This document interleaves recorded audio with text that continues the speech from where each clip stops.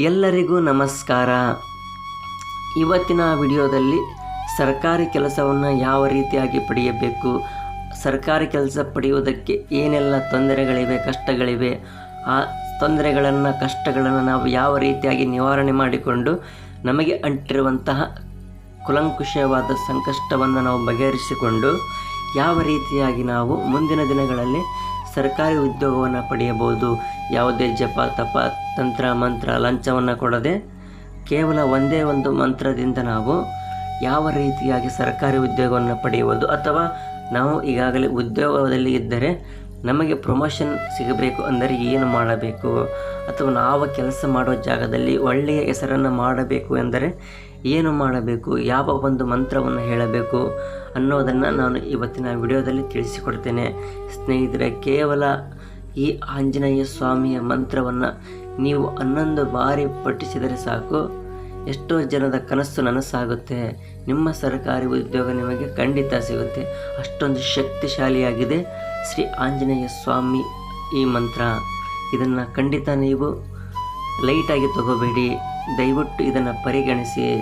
ಇದು ಒಳ್ಳೆಯ ಕೆಲಸಕ್ಕಾಗಿ ನಾವು ಮಾಡುವಂಥ ಈ ಒಂದು ವಿಡಿಯೋವನ್ನು ನೀವು ಸಂಪೂರ್ಣವಾಗಿ ನೋಡಿ ನಿಮ್ಮ ಒಂದು ಅನಿಸಿಕೆ ಮತ್ತು ಅಭಿಪ್ರಾಯವನ್ನು ನಮಗೆ ತಿಳಿಸಿ.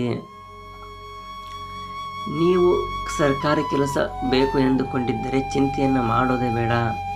ನಾನು ಹೇಳಿಕೊಡುವ ಈ ಮಂತ್ರವನ್ನು ನೀವು ಹೇಳಿದರೆ ಸಾಕು, ನಿಮ್ಮ ಒಂದು ಸರ್ಕಾರಿ ಉದ್ಯೋಗದ ಕನಸು ನನಸಾಗಿಬಿಡುತ್ತೆ. ಇನ್ನು ಇವತ್ತಿನ ವಿಶೇಷವಾದ ಮಾಹಿತಿಯನ್ನು ನೀಡುವ ಮುನ್ನ ನಮ್ಮ ವಿಡಿಯೋದಲ್ಲಿ ತೋರಿಸಿರುವ ಗುರೂಜಿಯವರ ನಂಬರ್ಗೆ ಕರೆಯನ್ನು ಮಾಡಿ ನಿಮ್ಮ ಕಷ್ಟಗಳನ್ನು ಹೇಳಿಕೊಳ್ಳಿ, ನಿಮ್ಮ ಸಮಸ್ಯೆಗಳನ್ನು ಹೇಳಿಕೊಳ್ಳಿ.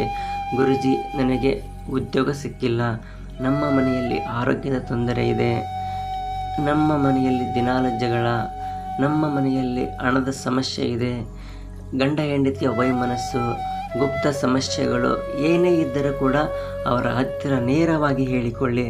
ಅವರು ನಿಮಗೆ ಫೋನಿನ ಮೂಲಕ ಕೇವಲ ಒಂದೇ ದಿನದಲ್ಲಿ ವಿಶೇಷವಾದ ಪೂಜೆಯನ್ನು ಅವರೇ ಹಮ್ಮಿಕೊಂಡು ನಿಮಗೆ ಒಳ್ಳೆಯದಾಗಲಿ ಎಂದು ಬಯಸುತ್ತಾರೆ. ಯಾಕೆಂದರೆ ನಮಗೆ ಇರುವುದು ಒಂದೇ ಜೀವನ. ನಾವು ಇರುವಷ್ಟು ದಿನ ಸುಖವಾಗಿ ಸಂತೋಷವಾಗಿ ಜೀವನವನ್ನು ಕಳೆಯಬೇಕು.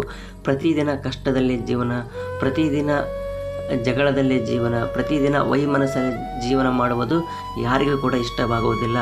ಅದಕ್ಕೋಸ್ಕರ ನಾವು ಯಾವಾಗಲೂ ಖುಷಿಯಾಗಿ ಸಂತೋಷವಾಗಿರಬೇಕೆಂದರೆ ನಮ್ಮ ಸುತ್ತಮುತ್ತ ಸಮಸ್ಯೆಗಳು ಯಾವುದೂ ಕೂಡ ಇರಬಾರದು. ಅದಕ್ಕೋಸ್ಕರ ನಮ್ಮ ಗುರುಜಿಯವರ ನಂಬರ್ಗೆ ಕರೆಯನ್ನು ಮಾಡಿ ನಿಮ್ಮ ಸಕಲ ಸಮಸ್ಯೆಗಳನ್ನು ಹೇಳಿಕೊಂಡು ಪರಿಹಾರವನ್ನು ಪಡೆದುಕೊಂಡು ಖುಷಿಯಾಗಿ ಸಂತೋಷವಾಗಿರಿ ಎನ್ನುವುದು ನಮ್ಮ ಒಂದು ಆಶಯ. ಇನ್ನು ಮುಖ್ಯವಾದ ವಿಷಯಕ್ಕೆ ಬರಬೇಕು ಅಂದರೆ, ನಾನು ಈಗ ತಿಳಿಸಿಕೊಡುವಂಥ ಈ ಮಂತ್ರವನ್ನು ನೀವು ಶನಿದೇವರ ಮುಂದೆ ಅಂದರೆ ಆಂಜನೇಯ ಸ್ವಾಮಿ ಮುಂದೆ ನಿಂತುಕೊಂಡು ಈ ಮಂತ್ರವನ್ನು ನೀವು ಪಠಿಸಬೇಕಾಗುತ್ತೆ. ಈ ಮಂತ್ರವನ್ನು ಪಠಿಸಿ ಆದ ಮೇಲೆ ನಾನು ಹೇಳುವ ಈ ಮಂತ್ರವನ್ನು ನೀವು ಪಠಿಸುವಾಗ ಕೆಲವೊಂದು ನೀತಿ ನಿಯಮಗಳನ್ನು ನೀವು ಪಾಲಿಸಬೇಕಾಗುತ್ತೆ. ಈ ಮಂತ್ರ ಹೇಳಬೇಕಾದರೆ ಹಣೆಯಲ್ಲಿ ಕೇಸರಿ ತಿಲಕ ಇರಲೇಬೇಕು. ಆಂಜನೇಯ ಸ್ವಾಮಿಯ ಫೋಟೋ ಮುಂದೆ ಬೆಳಗ್ಗೆ ಅಥವಾ ಸಾಯಂಕಾಲ ಸಮಯ ಈ ಮಂತ್ರವನ್ನು ಪಠಿಸಿದರೆ ಸಾಕು. ಆಂಜನೇಯ ಸ್ವಾಮಿ ದೇವಸ್ಥಾನಕ್ಕೆ ಹೋಗಿ ಭಕ್ತಿಯಿಂದ ಪೂಜೆಯೆಲ್ಲ ಆದ ನಂತರ ಆಂಜನೇಯ ಸ್ವಾಮಿ ದೇವಸ್ಥಾನದಲ್ಲಿ 3 ಪ್ರದಕ್ಷಿಣೆಯನ್ನು ಮಾಡಿ ನಂತರ ನೀವು ಸರ್ಕಾರಿ ಕೆಲಸಕ್ಕೆ ಅಥವಾ ಈಗ ಮಾಡುತ್ತಿರುವ ಕೆಲಸದಲ್ಲಿ ಪ್ರಮೋಷನ್ ಬಗ್ಗೆ ಅಥವಾ ಉದ್ಯೋಗದಲ್ಲಿ ಅಭಿವೃದ್ಧಿ ಬಗ್ಗೆ ಅಥವಾ ಸಂಬಳವನ್ನು ಹೆಚ್ಚಿಸುವುದರ ಬಗ್ಗೆ ಸಂಕಲ್ಪವನ್ನು ಮಾಡಿಕೊಂಡು ಈ ಮಂತ್ರವನ್ನು 11 ಬಾರಿ ಹೇಳಿ ನೀವು ಮನೆಗೆ ಬರಬೇಕು. ನಾನು ಹೇಳುವ ಈ ಮಂತ್ರವನ್ನು ನೀವು ಯಾವುದೇ ಕಾರಣಕ್ಕೂ ತಪ್ಪಬಾರದು. ಇದನ್ನು ಒಂದು ಪುಸ್ತಕದಲ್ಲಾಗಲಿ ಅಥವಾ ಒಂದು ಶುದ್ಧವಾದ ಕಾಗದದಲ್ಲಾಗಲಿ ಬರೆದು ದೇವರ ಮನೆಯಲ್ಲಿ ಇಟ್ಟು ಬಿಟ್ಟರೆ ತುಂಬ ಒಳ್ಳೆಯದು. ಮಂತ್ರ ನೋಡಿ ಹೀಗಿದೆ: ಓಂ ಶ್ರೀ ವಜ್ರದೇವಾಯ ರಾಮಭಕ್ತಾಯ ವಾಯುಪುತ್ರಾಯ ನಮೋಸ್ತುತೆ. ಓಂ ಶ್ರೀ ವಜ್ರದೇವಾಯ ರಾಮಭಕ್ತಾಯ ವಾಯುಪುತ್ರಾಯ ನಮೋಸ್ತುತೆ. ಈ ಮಂತ್ರವನ್ನು ನೀವು ಪ್ರತಿನಿತ್ಯ ಕೆಲಸಕ್ಕೆ ಹೋಗುವವರು 11 ಬಾರಿ ಪಠಿಸಿ ಹೋದರೆ ತುಂಬ ಒಳ್ಳೆಯದು.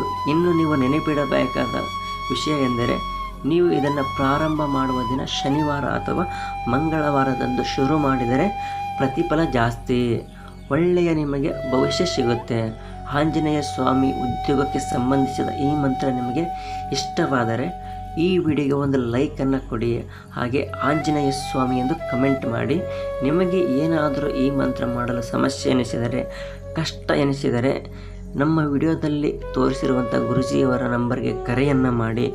ಅವರು ವಿಶೇಷವಾದ ಒಂದು ಪೂಜೆಯನ್ನು ಮಾಡುವ ಮೂಲಕ ಇನ್ನೂ ಇದಕ್ಕಿಂತ ಸುಲಭವಾದ ಉಪಾಯವನ್ನು ಹೇಳಿ ನಿಮಗೆ ನಿಮ್ಮ ಕಷ್ಟಗಳನ್ನು ದೂರ ಮಾಡುತ್ತಾರೆ. ನಿಮಗೆ ಸರ್ಕಾರಿ ಉದ್ಯೋಗ ಸಿಗುವಂತೆ ಮಾಡಿಕೊಡುತ್ತಾರೆ. ದಯವಿಟ್ಟು ಅವರ ನಂಬರ್ಗೆ ಕರೆಯನ್ನು ಮಾಡಿ ನಿಮ್ಮ ಸಮಸ್ಯೆಗಳನ್ನು ಪರಿಹರಿಸಿಕೊಳ್ಳಿ. ಧನ್ಯವಾದಗಳು.